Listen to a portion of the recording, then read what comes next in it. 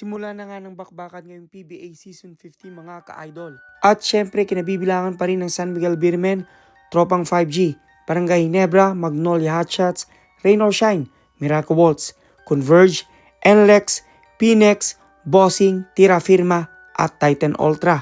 At para naman sa mga magigiting na coach, nandiyan pa rin itong si Coach Tim Co ng Barangay Ginebra, Leo Austria na nagbabalik nga sa San Miguel Beermen, Chot Reyes ng TNT, Yang Giao ng Rain or Shine, Luigi Trillo ng Miracle Bolts, Jongwei Checo ng NLEX, Jeffrey Carriesao ng Blackwater Bossing, L.A. Tenorio ng Magnolia Hotshots, Winnie Wilson ng Pinex, Ronald Tubid ng Tira Firma, Dennis Pineda ng Converge Fiber Xers at Jenny Del Cordel ng Titan Ultra. Nasa ngayon nga mga ka-idol ay mas pinalakas pa ang bawat team dahil na rin sa mga bagong mga player nito.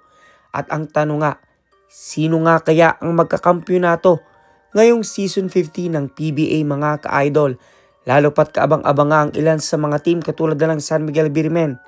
Nandyan din ang Magnolia Hotshots at gayon din naman inaabangan mga ka-idol ang ilang team na maaaring maging malakas katulad ng Tira Firma na may mga ilang mga malalakas na player nga mga ka-idol. Gayon din naman ang Miracle Bolts na alam naman nating marami ring sorpresa ang team na ito. At hindi rin naman papahuli ang Rain or Shine kung saan malaki din naman talaga ang in-improve ng Rain or Shine.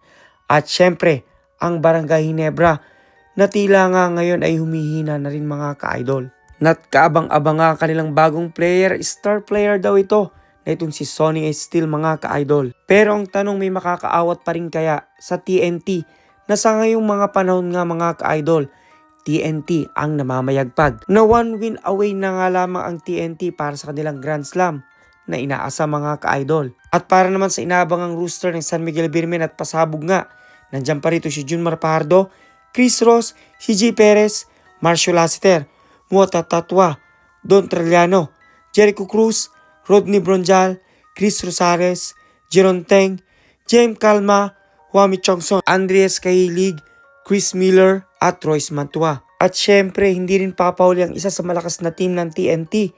Nandyan nga itong si Calvin Optana, Reynan Batak, Jordan Heading, Glenn Cobontin, Kelly Williams, Brandon Rooser, Roger Pugoy, Mike Nieto, Kim Orin, Harry Galanato, Paul Barela, Brian Iruela, Simon Inciso, Jason Castro, Poy Eram, Almon Bosotros, Kevin Ferrer at Tyrus Hill. Na masasabi nating nasa lineup ng TNT, tila mahihirapan kahit ang Barangay Ginebra at San Miguel Beermen. Lalo pa nga't nandyan itong si Jordan Heading at Almon Bosotros na alam naman natin kung anong kaya nilang gawin.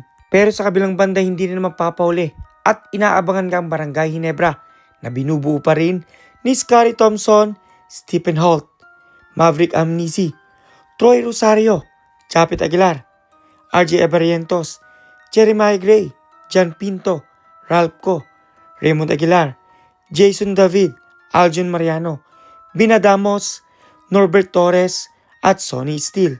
Pero ang tanong, kumasa nga kaya ang Barangay Ginebra ngayong season at umubra nga kaya kanilang pasabog na bagong player na si Sonny Steel?